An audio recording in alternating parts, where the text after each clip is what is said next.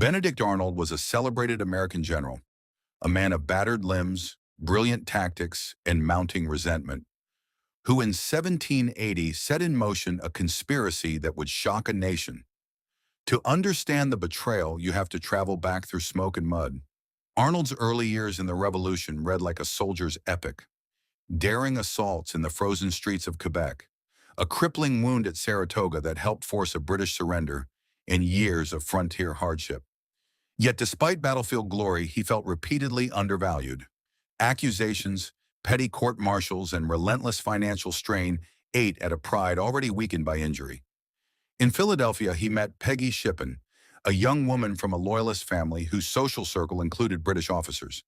Their marriage in 1779 drew him deeper into shadowed conversations. By the summer of 1780, Arnold was commander of West Point, the Iron Key on the Hudson River. Control of that fortress meant control of the river artery that could split the rebellious colonies. In secret, Arnold opened a channel to the enemy. He began clandestine correspondence with Major John André, Adjutant General of the British Army, promising to deliver the fort and its garrison into British hands in exchange for money and a commission. The conspiracy was elegant in its cruelty.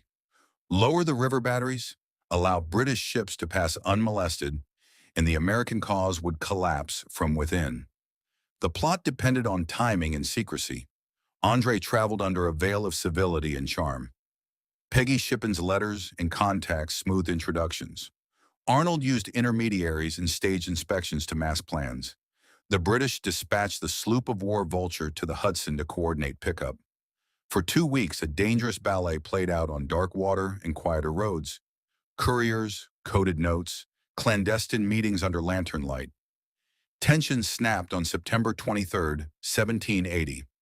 André, returning overland to the Vulture, was stopped by 3 militia patrolmen: John Paulding, David Williams, and Isaac Van Wart. Suspicious of his credentials, they searched him and discovered incriminating papers hidden in his boots. Detailed plans of West Point and Arnold's own handwritten correspondence. The evidence revealed the full trajectory of the conspiracy. Arnold's intent to betray strategic works in exchange for reward. When word reached West Point, Arnold made one last desperate play. He rode under cover of darkness to the Vulture and escaped to the British fleet, leaving his portrait and promise of surrender behind. André was handed over, tried as a spy, and despite pleas and the British protests, he was hanged on October 2nd. The execution was a grim punctuation. The Confederation would not condone espionage, even when the betrayed had been one of their own. The fallout was immediate and far-reaching. Congress and the Army reeled. Trust, once ruptured, is hard to mend in wartime. Arnold was branded a byword for treachery. His name became shorthand for betrayal. Peggy Shippen's role remains debated by historians, but her connections and correspondence were plainly instrumental in connecting him to André. The British rewarded Arnold with rank and a stipend, but his triumph was hollow.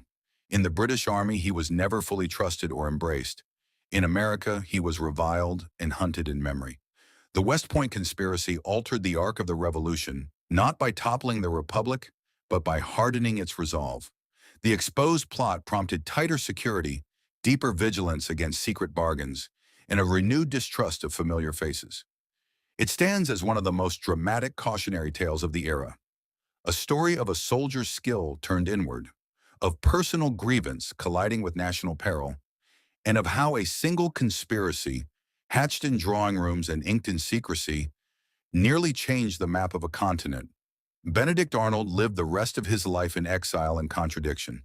He died in London in 1801, a man whose name forever marked the distance between hero and traitor, and whose conspiracy remains a bleak human drama at the heart of America's founding struggle.